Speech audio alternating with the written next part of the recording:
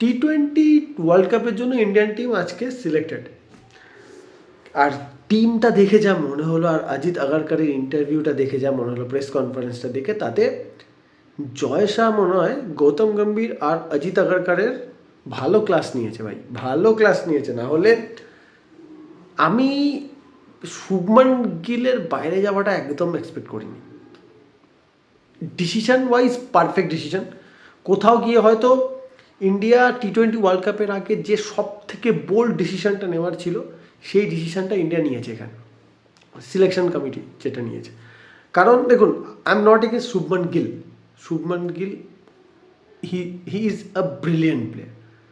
একটা যেটা অজিত আগারকারের আমি ইন্টারভিউটাতেও শুনলাম, যেটা অজিত আগারকার বারবার করে বলছে যে ইটস নট অ্যাবাউট যে শুভমান গিল কেপেবল নয়, ইটস অ্যাবাউট টিম ম্যানেজমেন্ট কোন প্যাটার্নটা চাইছে, কি ব্র্যান্ড অফ ক্রিকেট খেলতে চাইছে, সেটার সাথে শুভমান গিল যাচ্ছে না। কারেক্ট, কারণ ইন্ডিয়ার যে কারেন্ট T20 স্কোয়াডটা আর ইন্ডিয়ার যে টাইপ অফ ক্রিকেট খেলছে লাস্ট T20 ওয়ার্ল্ড কাপ থেকে দেখছি যেটা, তাতে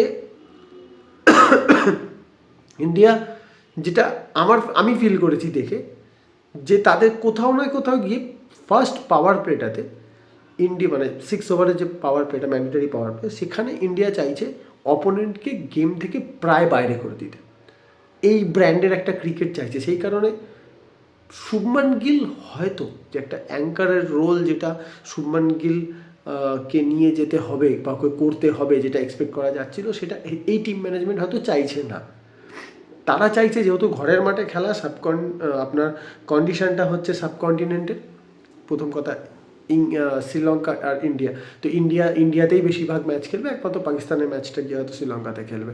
আদারওয়াইজ তো ইন্ডিয়া চাইছে এই ওয়েদার, এই পুরো কন্ডিশনটা একটা প্রপার ইউজ করতে, একদম প্রপার ইউজ করতে, মানে যেটা IPL হয়, যেটা আমরা এই সাউথ আফ্রিকা সিরিজে দেখলাম, ইন্ডিয়া পুরোপুরি সেটা ইউজ করতে চাইছে।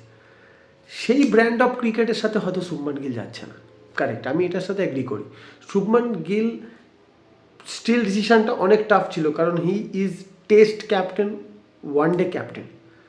কোথাও গিয়ে হয়তো অস্ট্রেলিয়ার মতো একটা চিন্তা ভাবনা এখানে ইন্ডিয়ান থিঙ্ক ট্যাঙ্ক বা টিম ম্যানেজমেন্ট বা সিলেকশন কমিটি করেছে, যে আমাদেরকে because we have this big player pool, এত প্লেয়ার অপশনস আছে আমাদের কাছে ব্যাকআপে, যেখানে যশস্বী জয়সওয়াল পর্যন্ত চান্স পাচ্ছে না। সো কোথাও না গিয়ে এই স্ট্রং ডিসিশনটা নেওয়ার দরকার ছিল। And I hope it's a correct decision. কারণ সঞ্জু স্যামসন T20-তে as opener with Abhishek Sharma is just unplayable for others. আগের দিন আমরা কালকে লাস্ট T20-টা তো দেখলাম, যদি অভিষেক শর্মা আর সঞ্জু স্যামসনের ওপেনিং পার্টনারশিপটা 6-7 ওভারও থেকে যায় না, they can destroy and they can take away the match in those first 6 overs from the opponent's hand. এখানে শুভমান গিলের ক্যাপাবিলিটি নিয়ে কোনো কোয়েশ্চেন নেই, বাট সেই জায়গায় যে এসছে Ishan Kishan, he is same kind of capable. একদম একই রকমের জিনিস কিন্তু সে করতে পারে, যেটা সঞ্জু স্যামসন করছে। এবং সৈয়দ মুস্তাক আলী টুর্নামেন্টে যা পারফরমেন্স আমরা দেখলাম, সেখানে যে লেভেলের পারফরমেন্স ঈশান কিষান করেছে, সেই পারফরমেন্সের পর আপনি জাস্ট আর ইগনোর করতে পারেন না। বিকজ তাহলে একটা প্রশ্নচিহ্ন উঠে যাবে, তাহলে কি শুধুমাত্র IPL-এর পারফরমেন্সের ওপরই সব ডিপেন্ড করছে কিনা, তাহলে আর এই ঘরোয়া T20 লিগ খেলে কি লাভ। বাট না, নির্বাচকরা কোথাও গিয়ে হয়তো একটা স্মার্ট মুভও করেছে, যে না ভাই, তুমি ঘরোয়া ক্রিকেটে ভালো খেললে, তুমি যে ডোমেস্টিক T20 লিগ, সেখানে তুমি যদি ভালো করো, তাহলে we will think about it. And Ishan কিষানকে ড্রপ করার একটা বড় রিজন ছিল তার ডিসিপ্লিনারি ইস্যুগুলো। So performance wise Ishan Kishan is back and it's a brilliant backup. আমার যেটা মনে হয়, Sanju Samson should play number 1 wicket keeper batsman. যদি কোনো কারণে টুর্নামেন্টের মধ্যে কম্বিনেশন চেঞ্জ করতে হয়, তো আপনার কাছে একটা ব্যাকআপ কিপার প্লাস ওপেনিং ব্যাটসম্যানের একটা কম্বিনেশন রয়ে গেল। কোথাও কি আরেকটা জিনিসও শুভমান গিলের এগেনস্টে গেল, যেটা হচ্ছে অনলি অ্যাজ এ ব্যাটার খেলা। এবার একই জিনিস আসতে পারে for Suryakumar Yadav, but you cannot drop Suryakumar Yadav because he is the captain. Suryakumar Yadav আর একটা যে কথা বলেছে প্রেস কনফারেন্সে, যে I am not out of form, I am out of run, এটা নিয়ে অনেকে দেখছি মানে রীতিমতো নোংরা লেভেলের ট্রোল করছে। ভাই, ক্রিকেটে এটা হয় অ্যাকচুয়ালি। ওই যে কথাটা বলেছে না, আমরা তো শুধুমাত্র তাকে ম্যাচেতে দেখছি, বাট একটা ব্যাটসম্যান জানে, সে যখন নেটে ব্যাট করে, সে যখন ইন বিটুইন ম্যাচেসে যখন প্র্যাকটিস ম্যাচ খেলে, সেখানে যখন খেলে, তার ব্যাটে বল কীভাবে লাগছে, তো অনেক সময় যেটা হয় ম্যাচেতে হয়ে যায় আপনার লাখ সঙ্গ দেয় না, আপনি একটা বলই শট নিলেন হাতে চলে গেল। ক্রিকেট ব্যাটসম্যানদের জন্য অলওয়েজ এক বলের খেলা, তো বাইরে থেকে ট্রোল করাটা খুব ইজি, বাট হয়তো নেটে তার প্রপার ব্যাটে বল লাগছে, সেই যেগুলো করতে চাইছে নেটে হচ্ছে, বাট ম্যাচে গিয়ে কোনো কারণে হচ্ছে না। বাট আমরা এত তাড়াতাড়ি সূর্যকুমার যাদবের ওপর ট্রাস্ট হারাতে পারি না। অ্যান্ড রিমেম্বার সূর্যকুমার যাদবের ভূমিকাটা লাস্ট T20 ওয়ার্ল্ড কাপে, আমি মনে করি সূর্যকুমার যাদব এই ওয়ার্ল্ড কাপে is going to be the main player for India, আমার মনে হয়। কারণ class is permanent boss, class is permanent, সেটা হবে। আদারওয়াইজ টিমে তেমন কোনো চমক আলাদা করে কিছু নেই। হর্ষিত রানা থাকতোই, বাট আমার হর্ষিত রানাকে নিয়ে কোনো সমস্যা নেই। কিন্তু সূর্যকুমার যাদবের এই টিম সিলেকশন করতে গিয়ে মোটামুটি মাথার চুল ছিঁড়ে ফেলার সিচুয়েশান হবেই। অভিষেক শর্মা, সঞ্জু স্যামসন ওপেনিং স্লটে ফিক্সড আপাতত। 3 নম্বরে সূর্য নিজে আসছে, 4 নম্বরে তিলক ভার্মা ফিক্সড, 5-এ হার্দিক পান্ডিয়া ফিক্সড। এবার আসছে প্রবলেম, কারণ রিঙ্কু সিং ইজ ব্যাক। রিঙ্কু সিং এই টিমে আছে, যেটা আগে T20 ওয়ার্ল্ড কাপে তাকে কম্বিনেশনের জন্য নেওয়া যায়নি, বাট এবারে সে আছে।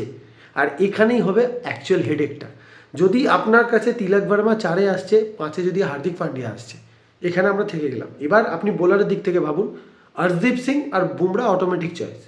তা আপনি দুটো পেসার নিয়ে খেলছেন, আর হার্দিক পান্ডিয়া আপনার থার্ড পেসার। আপনি বরুণ চক্রবর্তী আর অক্ষর প্যাটেল ভাইস ক্যাপ্টেন। তো আপনার কাছে 5-এ হার্দিক পান্ডিয়া আসার পর 6-এ আপনার আসছে অক্ষর প্যাটেল। তো অ্যাজ এ বোলার আপনি অক্ষর প্যাটেল আর বরুণ চক্রবর্তী দুজন, তো আপনার কাছে অলরেডি 5টা প্রপার বোলার আছে। এবার যেটা নিয়ে টিম ম্যানেজমেন্ট চিন্তাভাবনা করবে, আমারও যেটা মনে হয়, যদি আমার অ্যাকর্ডিং টু মি,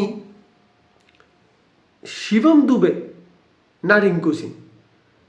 এর কোনো মানে নেই যে রিঙ্কু সিং আইপিএলে KKR হয়ে খেলে বলে আমি আইপিএল তার হয়ে বেশি কথা বলবো, বাট আমার কোথাও মনে হয় রিঙ্কু সিং অনেক better batsman than Shivam Dube. কারণ Shivam Dube is kind of, আমার যেটুকু আমি খেলা দেখে যেটুকু আমি বুঝতে পারি, তাতে একটা one dimension player Shivam Dube. মানে বলিং করতে পারে, বাট আপনি যদি 5টা প্রপার বোলার নিয়ে খেলছেন, অ্যান্ড যেখানে অভিষেক শর্মা ক্যান বোল, তো সেখানে আপনার শিবম দুবের জায়গায় Rinku Singh will be a better batter.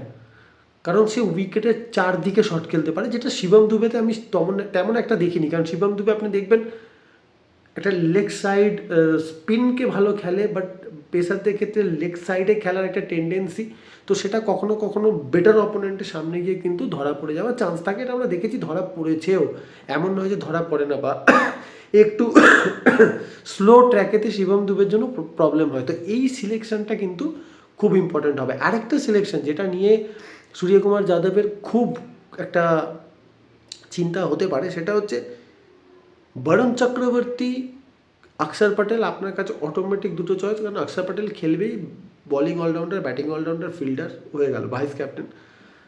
আপনার কাছে কুলদীপ যাদবের অপশান আছে, কিন্তু এই কম্বিনেশনে বিকজ ইন্ডিয়াতে খেলবে, নাইটে ম্যাচ পড়বে ইন্ডিয়ার সব কটায়, ডে ম্যাচ একটাও ইন্ডিয়া খেলবে না, সব কটা ম্যাচে ইন্ডিয়া নাইটে খেলবে।